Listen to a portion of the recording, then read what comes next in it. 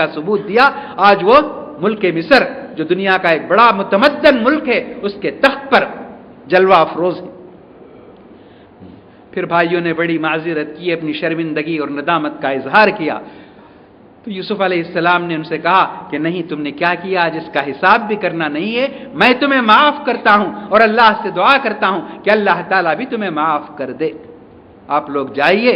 اور ماں باپ کو لے کر، گھر کے تمام لوگوں کو لے کر آئیے، یہ کہا تو واقعہ ختم ہوتا ہے۔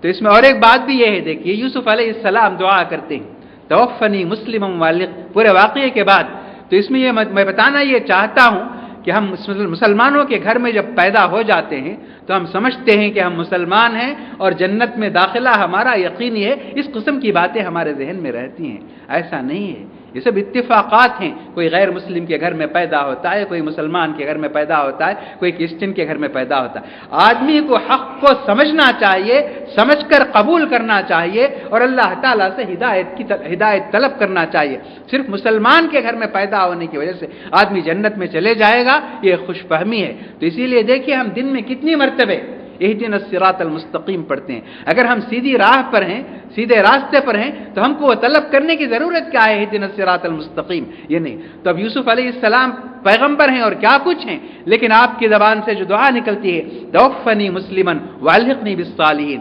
پروردگار تو نے میری زندگی میں بہت سے انعامات تو نے مجھے دیے، اب میری آخری دعا یہ ہے توفنی مسلما، کہ مجھے مسلمان کے اسلام کی حالت میں تو مجھے وفات دے، والحقنی بالصالحین، اور نیک لوگوں کے ساتھ مجھے تو اٹھا۔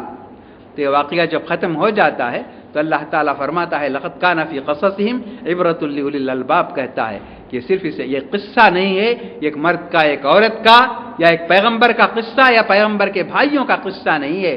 آدمی کو کامیابی کب ملتی ہے، بہت ساری باتیں ہیں اس کے اندر سوچنے کی، بہت ساری باتیں ہیں۔ آدمی کو کامیابی کب ملتی ہے، کیسے ملتی ہے، اور اللہ تعالیٰ کسی کی حفاظت کرنا چاہتا ہے تو کتنے خطرات سے آدمی گزرتا ہے۔ اندھے کنویں میں ان کو پھینک دیا گیا تھا، وہاں سے بچ نکلنا ناممکن تھا۔ ایک ایسا کنواں جو نظر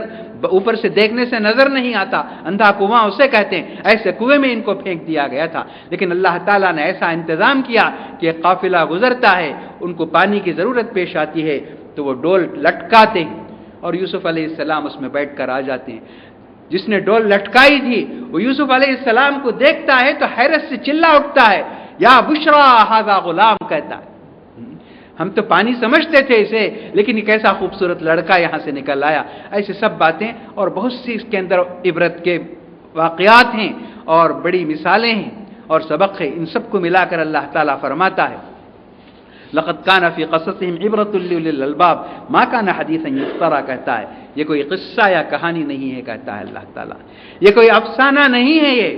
یہ واقعہ ہے، دنیا میں ایسا ہوا، کہتا ہے لقد کان فی قصصہم عبرۃ لأولی الالباب ما کان حدیثا یفترا، یہ کوئی بنی بنائی کہانی نہیں ہے، ولکن تصدیق الذی بین یدیہ، اس کی تصدیق کرتی ہیں آسمان کی تمام کتابیں، اس کی تصدیق کرتے ہیں اور اس کی تفصیل موجود ہے ہر جگہ، اور اس میں کیا ہے، رہنمائی ہے اور رحمت ہے ان لوگوں کے لیے جو یقین کرتے ہیں کہ اللہ تعالیٰ کس طرح حفاظت کرتا ہے اور اللہ تعالیٰ کے فیصلے کس طرح غالب آتے ہیں، اور اللہ تعالیٰ کے مقابلے میں کوئی بھی آدمی چاہے کتنی ہی بڑے مرتبے کا ہو، وہ کوئی فیصلہ کرتا ہے تو اسے ناکامی ہوتی ہے اور اسے شکست ہوتی ہے۔